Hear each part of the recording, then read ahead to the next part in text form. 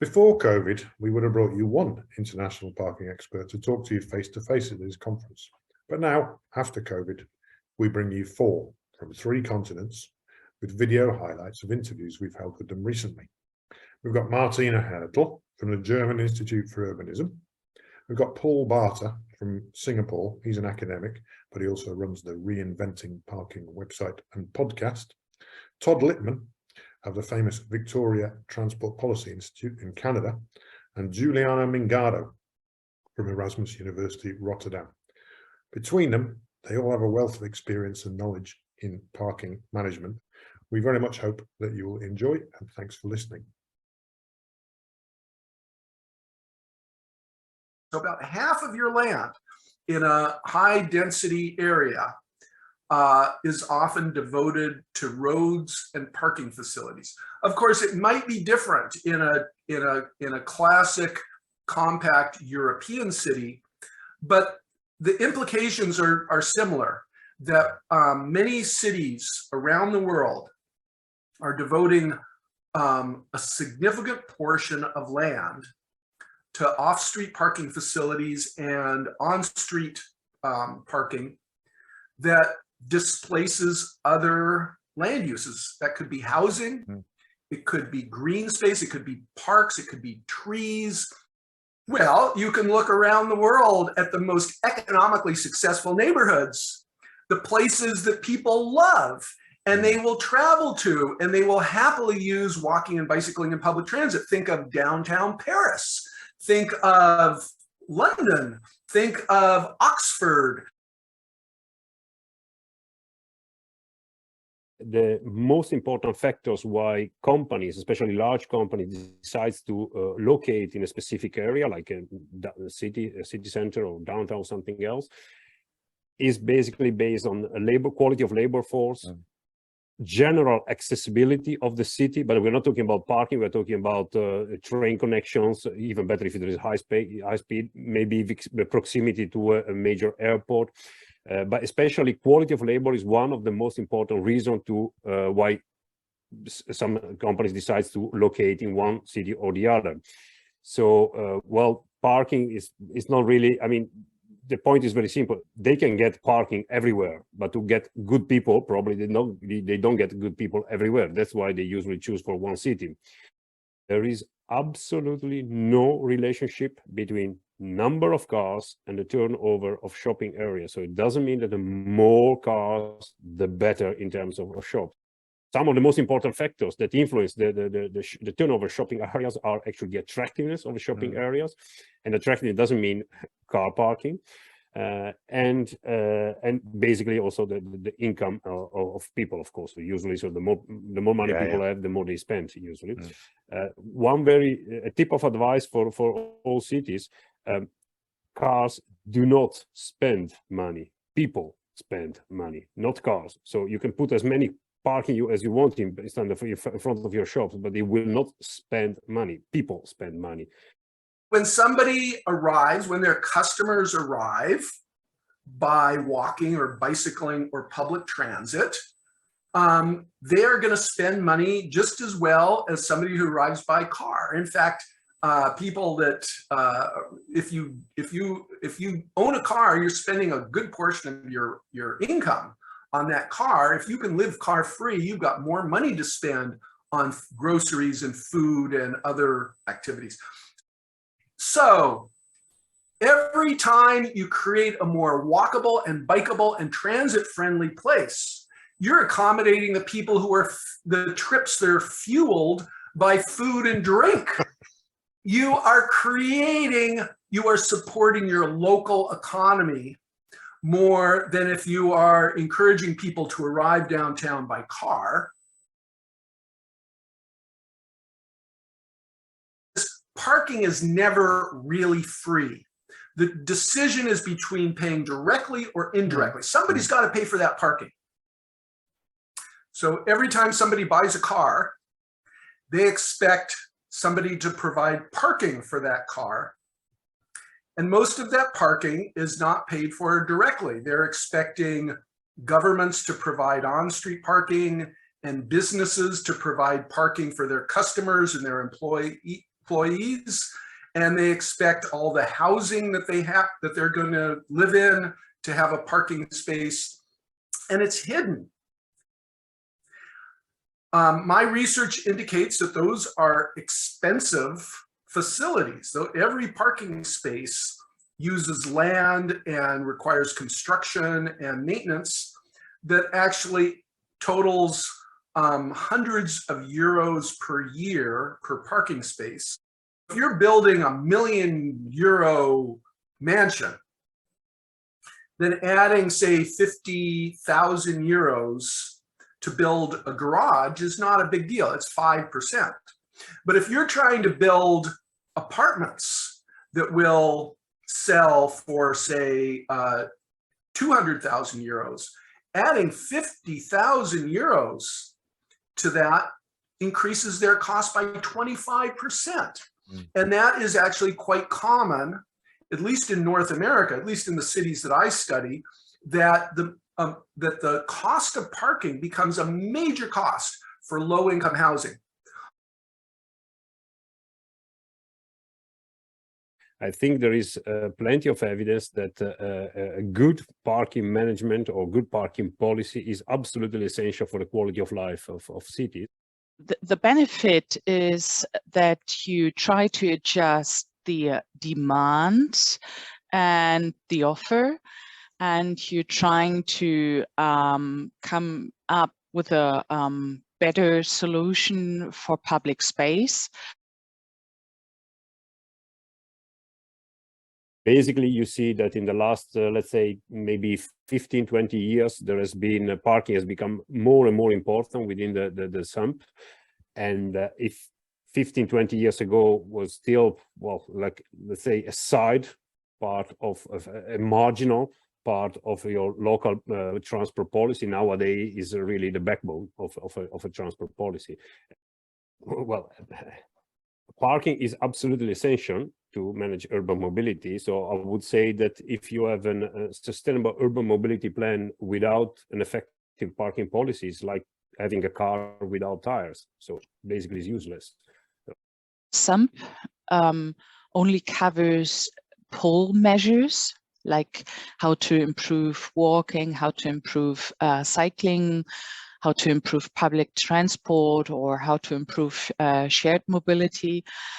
But usually it doesn't cover the part of push measures. And when it comes to parking management, it's usually a push measure.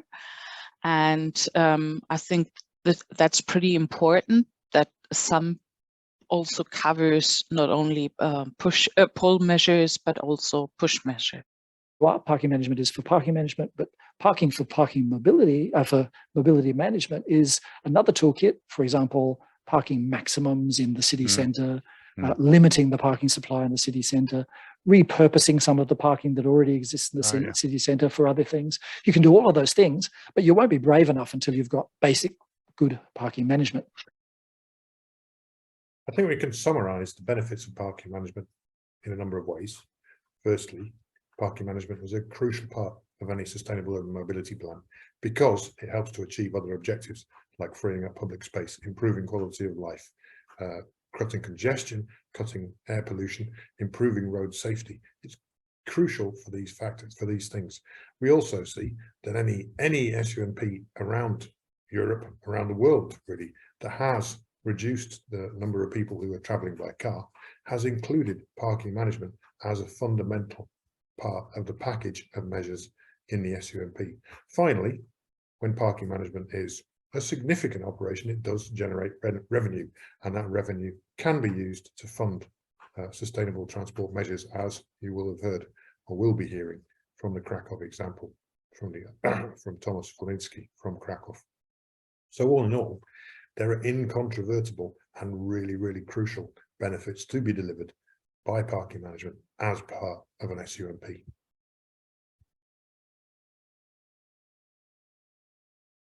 I can give a tip to Slovenian cities. Please do. Please don't make the same mistake that many other European cities did. And so waiting actually 20 years to understand that parking is important. just learn from what they have done. And nowadays you see the parking policy is absolutely essential to stimulate the quality of life in your city. So just do it.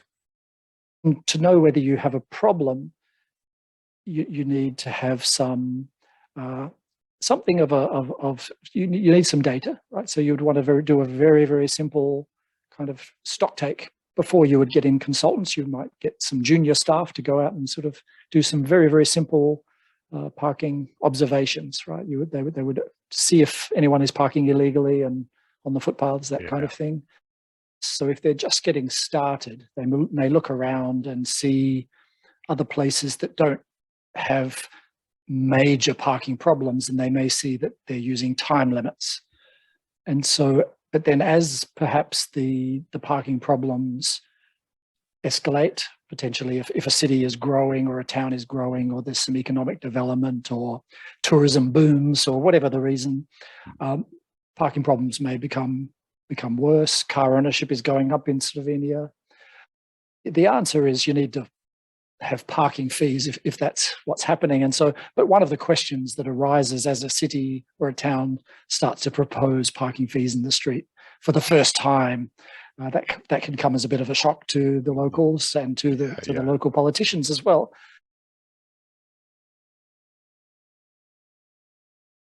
Direct and important way to manage parking is to efficiently price it. But you can make a sort of educated guess for that first fee. Right. Yeah. And I guess in the case of a Slovenian town or city, you would go looking for the next, the closest equivalent place that has fees. But if you have a very simple objective, which is to make sure the parking is almost never full, and it's never full for very long, if you make that your number one objective with the parking fees, then you can decide what level the fees are more easily. Really focus people's minds and focus the explanation on why we are doing this. And the number one reason is not revenue. That's way down on the list. The number one reason is to make sure that the on-street parking is orderly and well managed, and we can cope with future change. That, you know, even if the parking gets even more difficult in future, we've got a system in place that can cope with that. We won't need to worry about that anymore. And start to have fees in the really problematic places where you really need to manage parking better, but make it very clear. The goal is to make sure there's enough parking. Later on, as the need for parking management expands, you might say, well, okay, the fees in this really busy area are not quite doing the job anymore. We need to raise them a little bit, but we'll only raise them where we've got a problem. In this more peripheral area, we need to have fees, but they can be lower. And you can gradually move to a system where you've got differential fees for different places, maybe peak period fees if necessary. But what you need is steady, consistent enforcement so that people learn quickly not to do the wrong thing. It's wiser to have moderate fines but frequent enforcement. We see in the Netherlands that also smaller cities, they tend to follow the same policy they do the larger cities. The only big difference, let's say, is in the price of paid parking. Of course, a major city like Amsterdam, Utrecht are very attractive. They attract also a lot of visitors. They apply very high fee. Smaller city, they usually apply lower fees. But generally speaking, the main elements of the parking policy is pretty much the same. The basic on-street parking management toolkit is now very strong, very, very robust. You can find consultants, or you can find parking management companies that will assist a small city to do either a very basic parking management system or a more advanced one. And it's much easier than it used to be. That if you're a tourist town and you've got a peak tourist season, or maybe two seasons, and say 2 months out of the year or 3 months out of the year, it's very, very busy, and then 9 months it's not very busy, you would probably have seasonal parking fees. I see two main trends there. One is the absolute reduction in terms of number of on-street parking. Right. So we see there is many cities now, they simply try to reduce the number of on-street parking and use that space for other urban functions. Yeah. That can be from green areas to terraces for restaurants to whatever you want, basically, or bike parking in the Netherlands, for example. Second trend is also a reduction in the minimum parking standard or parking requirements for new residential buildings. So they try to reduce the number of parking they have to build in a residential area and try to use all kind of sharing mobility concepts to stimulate people to have less cars. Well, in terms of payments, we see that nowadays, still the vast majority of people are paid through a mobile phone. So you will see still less and less, let's say, pay and display machines. That's in principle is good for the city because you have less cost and it's easier for the consumer, for the driver as well.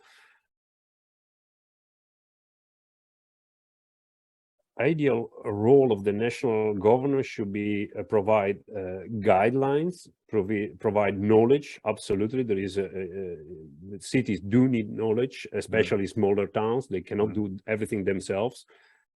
But smaller cities, they still have the same problem, but they might have less resources. Also simply human resources, less people working. We do also in the Netherlands see some small municipality with one person that has to do everything actually in terms of urban mobility. Well, in that case, the national government should help with the right knowledge, maybe the right contacts, and providing them with experiences. Hey, look at the other cities, they've done the same. Basically, you can learn a lot from other cities. You don't have to reinvent every time the wheel yourself. So a couple of examples. One of the most important, one of the biggest change in legislation that we had in the Netherlands was in the 90s of the last century.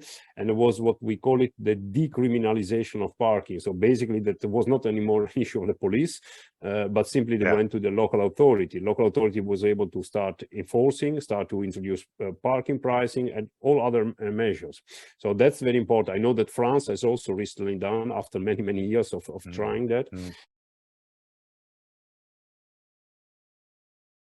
I'd just like to summarize about what we've heard about today in this video with 4 or arguably 5 international experts on parking management that you've heard from. I think first of all there's a very clear message for national government. Hey, Slovenian Minister of Transport, the framework conditions for parking management are something that you set. The charges that municipalities can charge, the legal conditions under which they operate, the parking standards for new development, or framework for parking standards for new development. These are all really crucial things that national law has an influence on, and therefore you really must think about how to influence those and change those in a way that makes them more supportive of municipalities who want to use parking as part of the Sustainable Urban Mobility Plan. Second key conclusion, parking is a fundamental part of any sustainable urban mobility plan. And if you really want to change the way that people travel, then you need to use parking management in tandem with all those pull measures to encourage people to use other modes of transport. Thirdly, parking delivers a huge number of benefits to the city, and it's not political or economic suicide. I think that's a really, really important lesson for us to take away from the presentations that we've heard today. And I think I'd like to conclude with that message from Giuliano Ingardo, which is basically just don't wait to use parking management as a tool within your sustainable urban mobility plans. He clearly said he felt that Dutch municipalities had waited too long. Slovenian municipalities don't need to wait so long. So just go ahead and do it. And remember, also, parking spaces don't have wallets. It's people who have wallets, people who spend money. And I think that sums up the answer to the biggest fear that people have about parking management, those economic impacts. So good luck with your parking policies. And I hope you found this video inspiring listening. Thanks a lot. Hvala lepa.